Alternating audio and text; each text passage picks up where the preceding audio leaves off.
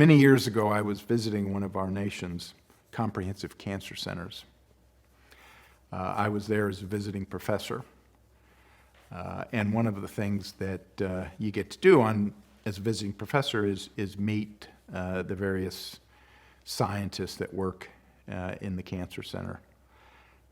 It turned out that the week I was visiting was the week that the research grants were due at the National Cancer Institute. Very common for academic physicians to write grants, submit grants, try to get money to fund their research. And indeed, just about everybody I met with was scurrying around to finish their grant. One person I met with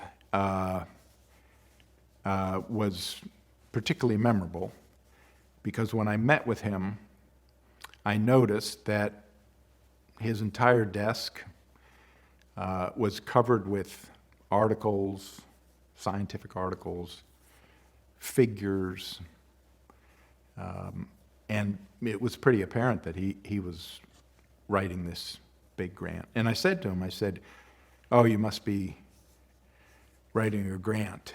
And he looks at me and he goes, "Yes, and I hate it.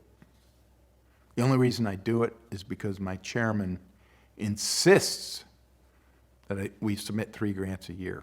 And I know I'm not going to get funded. I know the study section is going to turn me down."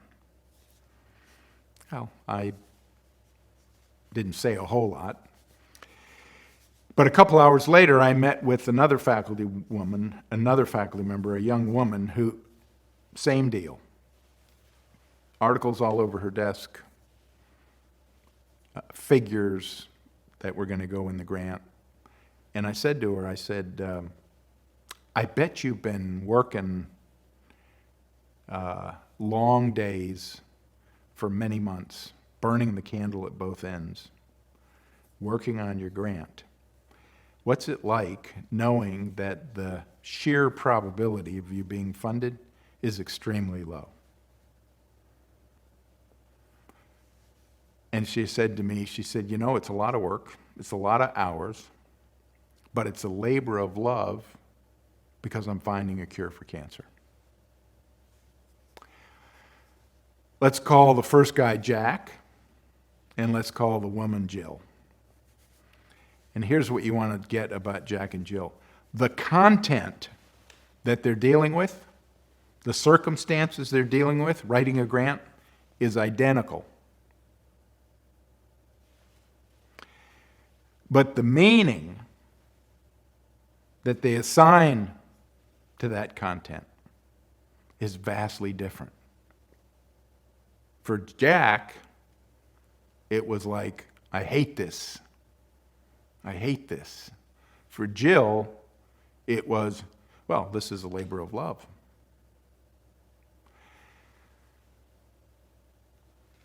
The frame through which they experienced their particular circumstances was also very different because of the narrative, right? Jack's case, "I hate this," and the narrative and the context becomes, "Hey, I know I'm going to get rejected. They're going to turn me down." He personalized it, right? For Jill, "Hey, I'm finding a cure for cancer. Nothing's going to stop me." Here's the point. You and I don't have a lot of say over our circumstances much of the time.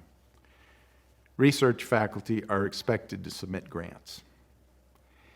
But what we always have say over is the narrative frame that we bring to the circumstances. Narrative context is always yours to create. It's up to you. So it's always a matter of choice, and that's good news.